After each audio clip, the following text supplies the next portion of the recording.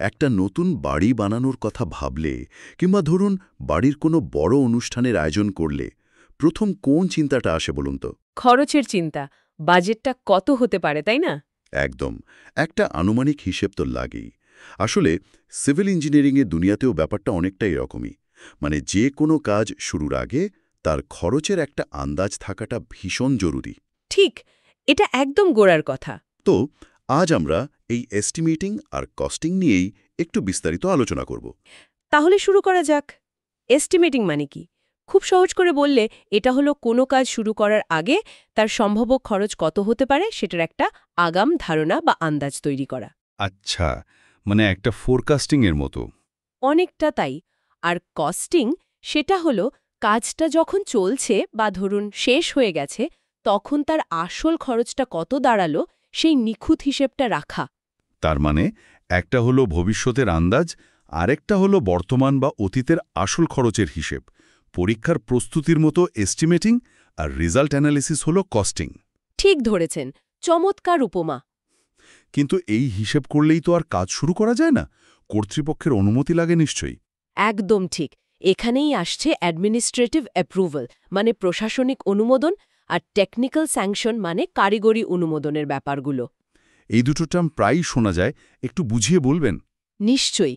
Administrative approval মানে হলো কাজটা করার জন্য যে টাকার প্রয়োজন মানে যে বাজেট, সেটা সংশ্লিষ্ট কর্তৃপক্ষ অনুমোদন করেছে, মানে সরকার বা সংস্থা কাজটায় সবুজ সংকেত দিয়েছে অর্থের দিক থেকে।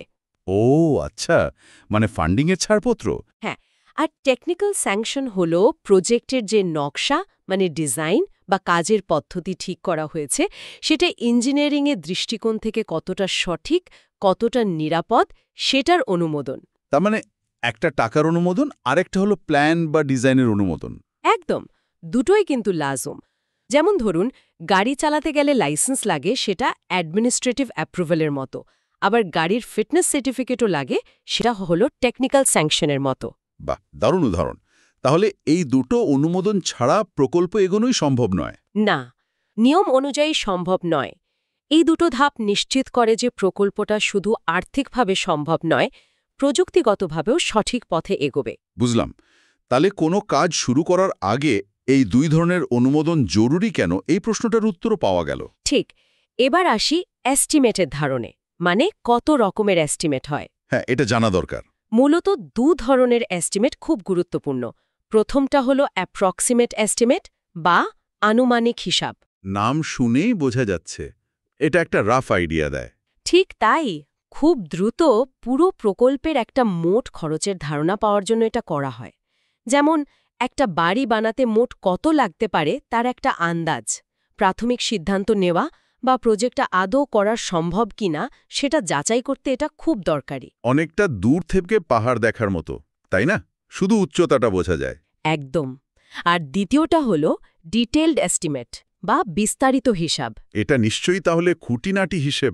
হ্যাঁ, এখানে প্রকল্পের প্রত্যেকটা ছোট ছোট অংশ, যেমন ধরুন মাটি কাটা, গাঁথনি, প্লাস্টার, রং করা, সব কিছুর পরিমাণ মানে কোয়ান্টিটি, আর তার জন্য প্রয়োজনীয় মালপত্র ও শ্রমিকের খরচ আলাদা আলাদা করে খুব ডিটেলে হিসাব করা হয়। মানে একদম ভেতরের ছবিটা, পাহাড়ের কাছে গিয়ে প্রত্যেকটা পাথর গোনার মতো। ঠিক বলেছেন। এই ডিটেলড এস্টিমেটের উপর ভিত্তি করেই কিন্তু কাজের টেন্ডার ডাকা হয়, কন্ট্রাক্টর ঠিক করা হয় আর কাজটা চালানো হয়। তাহলে একটা আনুমানিক আর একটা বিস্তারিত এস্টিমেটের মধ্যে প্রধান পার্থক্যটা কি? একটা প্রাথমিক ধারণার জন্য আর একটা আসল কাজটা করার জন্য, তাই তো? একদম। তবে পরিস্থিতি অনুযায়ী আরও কয়েক ধরনের এস্টিমেট লাগে কিন্তু। ও, আরও আছে? যেমন? যেমন ধরুন কাজের মাঝখানে যদি ডিজাইন বদলে যায় বা জিনিসের দাম খুব বেড়ে যায়, তখন আগের এস্টিমেটটা বদলাতে হয়। সেটাকে বলে রিভাইজড এস্টিমেট বা সংশোধিত এস্টিমেট। আচ্ছা।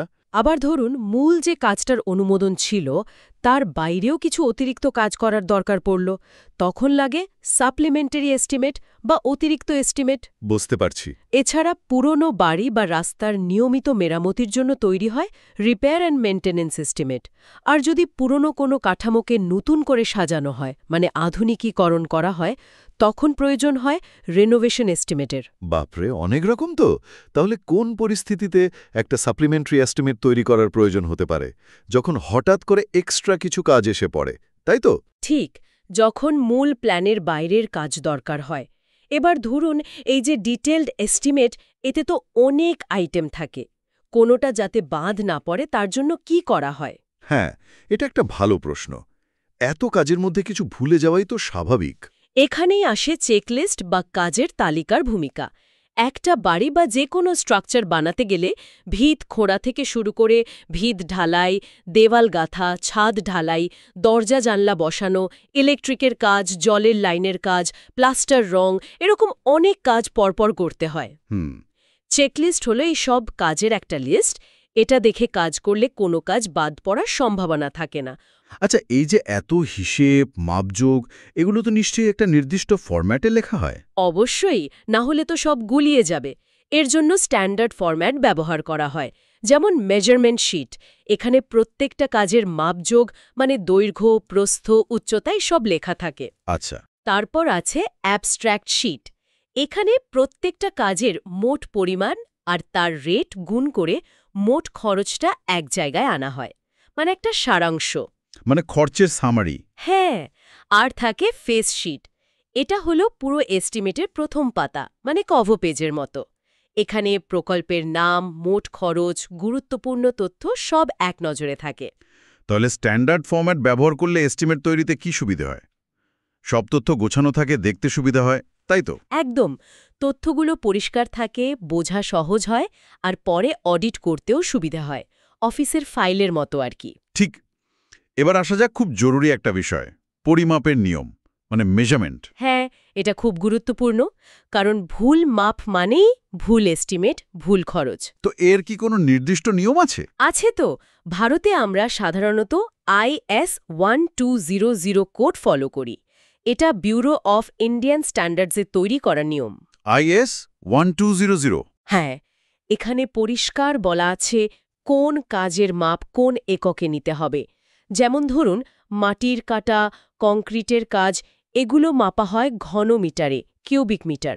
আবার প্লাস্টার, রং করা, এগুলো মাপা হয় বর্গ মিটারে, স্কোয়ার মিটারে। আচ্ছা, ইউনিটগুলো ফিক্সড? শুধু ইউনিট নয়, কতটা নির্ভুলভাবে মাপতে হবে, মানে অ্যাকিউরেসি লেভেল, সেটাও বলা আছে।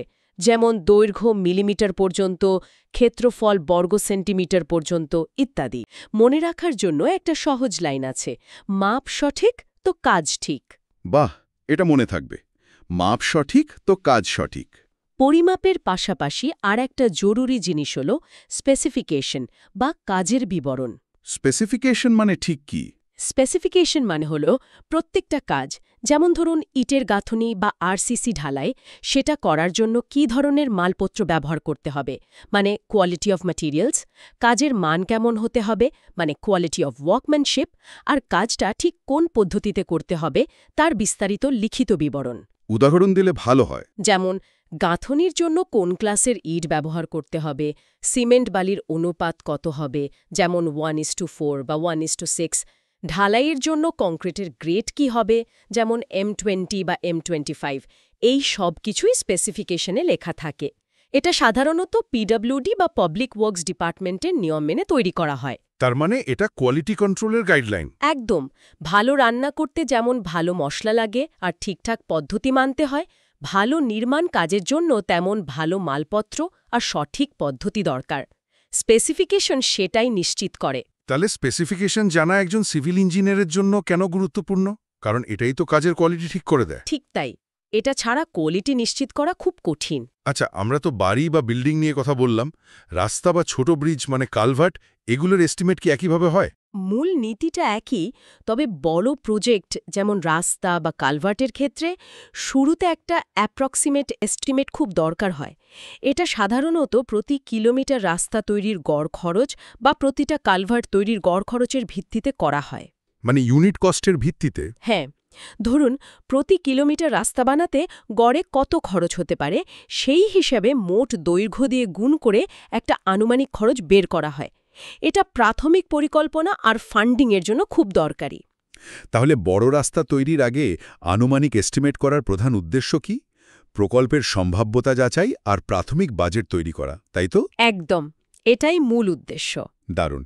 তাহলে আজ আমরা এস্টিমেটিং ও কস্টিংয়ের একেবারে মূল বিষয়গুলো, মানের ধারণা, উদ্দেশ্য, অ্যাডমিনিস্ট্রেটিভ অ্যাপ্রুভাল, টেকনিক্যাল স্যাংশন, বিভিন্ন ধরনের এস্টিমেট, কাজের চেকলিস্ট, স্ট্যান্ডার্ড ফরম্যাট, IS 1200 অনুযায়ী পরিমাপের নিয়ম আর পিডব্লিউডি স্পেসিফিকেশনের গুরুত্ব নিয়ে বেশ পরিষ্কার একটা ধারণা পেলাম। হ্যাঁ, আশা করি আলোচনাটা শিক্ষার্থীদের কাজে লাগবে।